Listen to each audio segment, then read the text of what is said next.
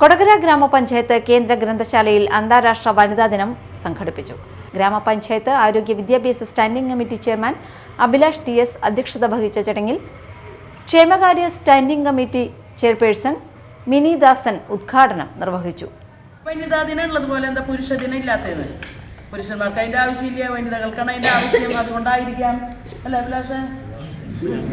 അപ്പോൾ പുരുഷന്മാർക്ക് കൂടി ഒരു ദിനം ഉണ്ടാകണമെന്നാണ് ആ മെമ്പർ ഞങ്ങളോടൊക്കെ പറഞ്ഞത്. അപ്പോൾ അതിൻ്റെ ആവശ്യമില്ല. കാരണം പുരുഷന്മാർക്ക് സ്വാതന്ത്ര്യത്തോടു കൂടി എവിടെ വേണമെങ്കിൽ രാവും പകലും ഒക്കെ നടക്കാനേ കണ്ടില്ല. ഒരാൾ ദിവസം ടൂർ പോയിട്ട് വരുന്ന ഒരാൾ ഹോളി ആഘോഷിച്ചൊക്കെ വന്നിട്ടുണ്ട്. അപ്പോൾ അങ്ങനെ അവർക്കെല്ലാം ഇങ്ങനെ അതിനുള്ളൊരു സ്വാതന്ത്ര്യമുണ്ട്. സ്ത്രീകൾക്ക് പണ്ട് കാലം തൊട്ട് ഇല്ല. പണ്ടേ നമ്മൾ പറയും കൊച്ചു കുട്ടികൾ പെൺകുട്ടികളൊക്കെ ആയിരിക്കും പറയും, നീ പെണ്ണ, നീ ഇവിടെ ഇരിക്കും, അവൻ പോയിട്ട് വരട്ടെ പറയും. നമ്മൾ കേട്ടിട്ടില്ലേ നമ്മുടെ അമ്മമാരായാലും ഒക്കെ? അപ്പോൾ അതെന്തുകൊണ്ടാണ് എന്ന് നമ്മൾ ആരും ചോദിക്കാൻ മുതിർന്നിട്ടില്ല. ഒരു മരത്തുമ്മ പെൺകുട്ടി കയറി കഴിഞ്ഞാൽ പറയും പെണ്ണ് മരം കയറി പറയില്ലേ? അപ്പോൾ അതൊക്കെ നമുക്ക് സ്ത്രീകൾക്കുള്ള ഒരു പ്രശ്നങ്ങളാണ്.